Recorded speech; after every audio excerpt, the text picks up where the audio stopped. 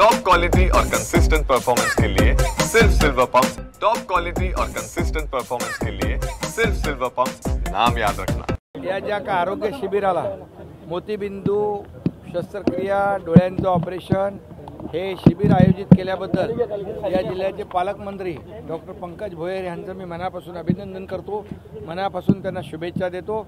आणि हे शिबिर राज्याचे लोकप्रिय मुख्यमंत्री देवेंद्र फडणवीस साहेबांच्या वाढदिवसानिमित्त त्याचं औचित्य साधून या ठिकाणी केलं होतं।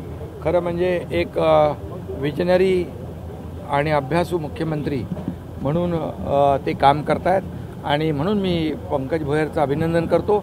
अजितदादा पवार यांचे आज वाढदिवस आहे, त्यांनाही मी शुभेच्छा फोनवर दिल्यात। अजितदादा देखील अतिशय शिस्तीने काम करणारे आमचे उपमुख्यमंत्री आहेत, वेळेवर खऱ्या अर्थाने सगळ्या गोष्टी ज्या आहेत वेळ पाळणारे आणि वेळेवर उपलब्ध होणारे अतिशय शिस्तबद्ध असं काम करणारे अजितदादा यांचाही वाढदिवस आज, त्यांनाही मनापासून शुभेच्छा देतो आणि पत्रकारांना पण शुभेच्छा देतो।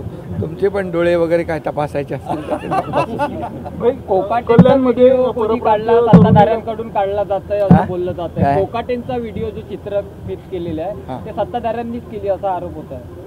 नाही बघा, आता जे काही प्रकार सुरू आहे त्या बाबतीमध्ये त्यांनी देखील स्पष्टीकरण दिलेलं आहे आणि त्या बाबतीमध्ये योग्य ते सगळं जे काय त्याची पडताळणी होईल। दूध का दूध पाणी का पाणी होईल। त्यामुळे एखाद्याला शेतकरी आमचा अन्नदाता आहे, मायबाप आहे आणि म्हणून बळीराजा हा कायम सुखी, मगाशी मी भाषणात देखील म्हणालो, चांगला पाऊस पडू दे, बळीराजाला सुखी होऊ दे, चांगलं पीक येऊ दे आणि म्हणून नेहमी आम्ही बळीराजाच्याच साठी परमेश्वराकडे प्रार्थना करत असतो।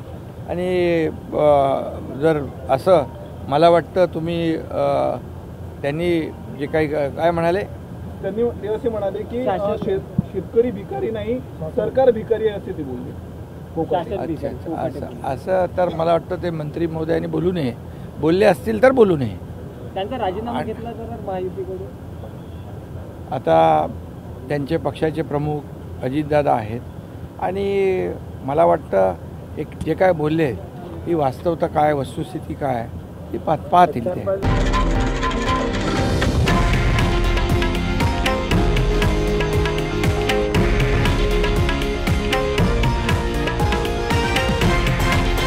हे आहे देशातील नंबर 1 न्यूज नेटवर्क आणि आपण पाहत आहात TV9 मराठी, एकमेव।